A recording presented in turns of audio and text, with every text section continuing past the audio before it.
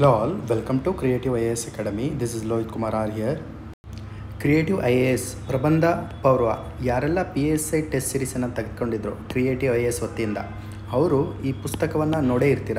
ಕಾರಣ ಏನು ಅಂದರೆ PSI ಟೆಸ್ಟ್ ಆಸ್ಪಿರೆಂಟ್ಸ್ಗಳಿಗೆ ನಾವು ಫ್ರೀಯಾಗಿ ಇದನ್ನು ಪ್ರೊವೈಡ್ ಮಾಡಿದ್ವಿ. ಕೇವಲ ಇದೊಂದೇ ಪುಸ್ತಕದಲ್ಲಿ ನಿಮಗೆ PSIಯಲ್ಲಿ ಕೇಳಿರ್ತಕ್ಕಂಥ 2 ಟಾಪಿಕ್ಗಳು ಇದೊಂದೇ ಪುಸ್ತಕದಲ್ಲಿ ಬಂದಿದೆ.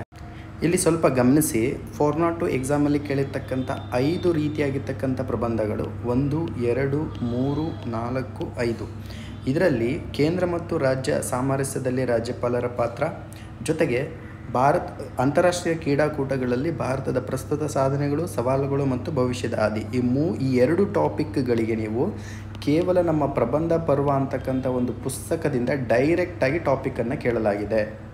ಪ್ರಬಂಧ ಪರ್ವ ಪುಸ್ತಕದಲ್ಲಿ ಕಾಣಬಹುದು ನೀವು ಭಾರತದಲ್ಲಿ ಕ್ರೀಡಾ ಅಭಿವೃದ್ಧಿಯಲ್ಲಿನ ಸವಾಲುಗಳು ಮತ್ತು ಅಗತ್ಯ ಕ್ರಮಗಳು, ಒಕ್ಕೂಟ ವ್ಯವಸ್ಥೆಯ ಸಂದರ್ಭದಲ್ಲಿ ರಾಜ್ಯಪಾಲರ ಕಾರ್ಯಭಾರದಲ್ಲಿರುವ ಸಮಸ್ಯೆಗಳು ಮತ್ತು ಅಗತ್ಯವಿರುವ ಸುಧಾರಣೆಗಳು. ಈ 2 ಟಾಪಿಕ್ಕು ಡೈರೆಕ್ಟ್ ಒಂದು ಪುಸ್ತಕದಿಂದ ನಿಮಗೆ ಬಂದಿದೆ. ನೋಡಿ, ಈ ಹಿಂದೆ ನಾವು ಮಿಷನ್ ಸೂಪರ್ ಕಾಪ್ ಅಂತ ನಾವು ಟೆಸ್ಟ್ ಸೀರೀಸ್ಗಳನ್ನು ಆಯೋಜನೆ ಮಾಡಿದ್ವಿ. ಅದರಲ್ಲಿ ಕೇಳಿರ್ತಕ್ಕಂಥ direct question sports sector in India's progression and issues faced ಅಂತೇಳಿದ. ಸೊ ಇದು ನಮ್ಮ ಟೆಸ್ಟ್ ಸೀರೀಸಲ್ಲಿ ಕೇಳಿರ್ತಕ್ಕಂಥದ್ದು. ಒನ್ ಟೈಮ್ ಬ್ರೀಫಾಗಿ ನೋಡ್ಕೊಳ್ತಾ ಹೋಗಿ.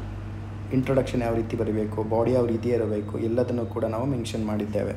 ಅದರ ಮುಂದುವರಿದ ಭಾಗವನ್ನು ಇಲ್ಲಿ ಕಾಣ್ತಾ ಇದ್ದೀರಾ. ಇದು ಸಂಪೂರ್ಣವಾಗಿ ಬಾಡಿಗೆ ಸಂಬಂಧಪಟ್ಟಿರ್ತಕ್ಕಂಥದ್ದು, ಬೆಳವಣಿಗೆಗೆ ಸಂಬಂಧಪಟ್ಟಿರ್ತಕ್ಕಂಥದ್ದು. ಮುಂದುವರೆದಂತೆ ಮುನ್ನಡೆಯುವ ಹಾದಿ, ವೇ ಫಾರ್ವರ್ಡ್ ಅಂತೇಳಿ ಕರಿತೀವಲ್ಲ, ಅದಕ್ಕೆ ಸಂಬಂಧಪಟ್ಟಿರ್ತಕ್ಕಂಥ ಪಾಯಿಂಟ್ಸ್ಗಳನ್ನು ಇಲ್ಲಿ ಮೆನ್ಷನ್ ಮಾಡಲಾಗಿದೆ. ಒಂದು ಬಾರಿ ಗ್ಲಾನ್ಸ್ ಮಾಡ್ಕೊಳ್ಳಿ. ಅಂತಿಮವಾಗಿ ಉಪಸಂಹಾರವನ್ನು ಯಾವ ರೀತಿಯಾಗಿ ಬರೀಬೇಕು ಅದನ್ನು ಕೂಡ ಮೆನ್ಷನ್ ಮಾಡಲಾಗಿತ್ತು. ಮುಂದಿನ ಟಾಪಿಕ್ ಯಾವುದು? Issues and reforms needed in governance role at federal context. ಒಕ್ಕೂಟ ವ್ಯವಸ್ಥೆಯ ಸಂದರ್ಭದಲ್ಲಿ ರಾಜ್ಯಪಾಲರ ಕಾರ್ಯಭಾರದಲ್ಲಿರುವ ಸಮಸ್ಯೆಗಳು ಮತ್ತು ಅಗತ್ಯವಿರುವ ಸುಧಾರಣೆಗಳು. ರಾಜ್ಯಪಾಲರಿಗೆ ಸಂಬಂಧಪಟ್ಟಿರ್ತಕ್ಕಂಥ ವಿಧಿಗಳು, ಸಮಸ್ಯೆಗಳು ಯಾವ ರೀತಿಯಾಗಿದ್ದಾವೆ ಎಲ್ಲದನ್ನು ಕೂಡ ಚರ್ಚೆ ಮಾಡಲಾಗಿತ್ತು. ನವಾಬ್ ರೇಬಿಯಾ ತೀರ್ಪು, ಆಡಳಿತಾತ್ಮಕ ಸುಧಾರಣಾ ಆಯೋಗ, ಇದನ್ನು ನಾವು ಇಂಗ್ಲೀಷಲ್ಲಿ ಏನಂತ ಕರಿತೀವಿ, ಅಡ್ಮಿನಿಸ್ಟ್ರೇಟಿವ್ ರಿಫಾರ್ಮ್ಸ್ ಕೌನ್ಸಿಲ್ ಅಂತ ಕೂಡ ಕರಿತೀವಿ. ಸಿಂಪಲ್ ಆಗಿ ಅದಕ್ಕೆ ADR ಕಮಿಷನ್ ಅಂತಲೂ ಕೂಡ ಕರೆಯಲಾಗುತ್ತೆ. 1968ರಲ್ಲಿ ಕೊಟ್ಟಿರ್ತಕ್ಕಂಥದ್ದನ್ನು ಕೂಡ ಮೆನ್ಷನ್ ಮಾಡಲಾಗಿದೆ. ನೋಡಿ, ಅಂತಿಮವಾಗಿ ಕಂಕ್ಲೂಷನಿಗೆ ಸಂಬಂಧಪಟ್ಟಿರ್ತಕ್ಕಂಥದ್ದನ್ನು ಯಾವ ರೀತಿಯಾಗಿ ಬರಬೇಕು ಅದನ್ನು ಎಲ್ಲದನ್ನು ಕೂಡ ಮೆನ್ಷನ್ ಮಾಡಲಾಗಿತ್ತು. ಏನಿಲ್ಲಿ ಕೆಲವೊಂದು ಕಮಿಷನ್ಸ್ಗಳಿದ್ದಾವೆ. ಸರ್ಕಾರಿಯ ಕಮಿಷನ್ ತುಂಬ ಇಂಪಾರ್ಟೆಂಟು. ಇದನ್ನು 2021ರ UPSC ಪರೀಕ್ಷೆಯಲ್ಲೂ ಕೂಡ ಕೇಳಿದರು.